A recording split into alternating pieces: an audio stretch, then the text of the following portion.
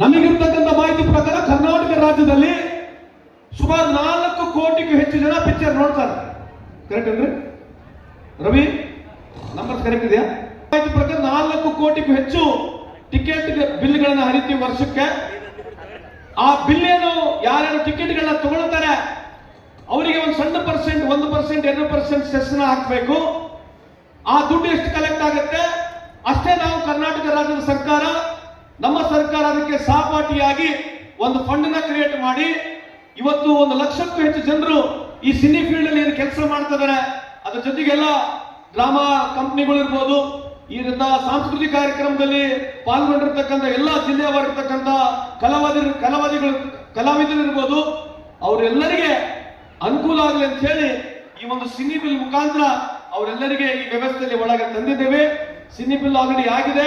ಈಗ commercial tax ಜೊತೆ ಮಾತನಾಡ್ತೀವಿ. ಮುಂದೆ ಬರ್ತಕ್ಕಂಥ ದಿನಗಳಲ್ಲಿ ಯಾವ ರೀತಿ ಈ ಆದಾಯ ಕಲೆಕ್ಷನ್ ಪ್ರಾರಂಭ ಆಗುತ್ತೆ, ಇದೇ ರೀತಿಯಾದಂತ ಅವರಿಗೆ ಸ್ಮಾರ್ಟ್ ಕಾರ್ಡ್ಗಳನ್ನ ಕೊಡೋದ್ರ ಮುಖಾಂತರ ಅವ್ರಿಗೆ ಅನುಕೂಲ ಆಗ್ತಕ್ಕಂಥ ಕೆಲಸಗಳನ್ನ ಮಾಡ್ತೀವಿ ಅಂತ ಈ ಸಂದರ್ಭ ಕೇಳಲಿಕ್ಕೆ ಇಚ್ಛೆ ಬಯಸ್ತೇನೆ. ಗಿಗ್ ಬಿಲ್ ಇವತ್ತೇನೋ ರಾಜಕೀಯವಾಗಿ ಹೇಳ್ತಕ್ಕಂಥದ್ದಲ್ಲ.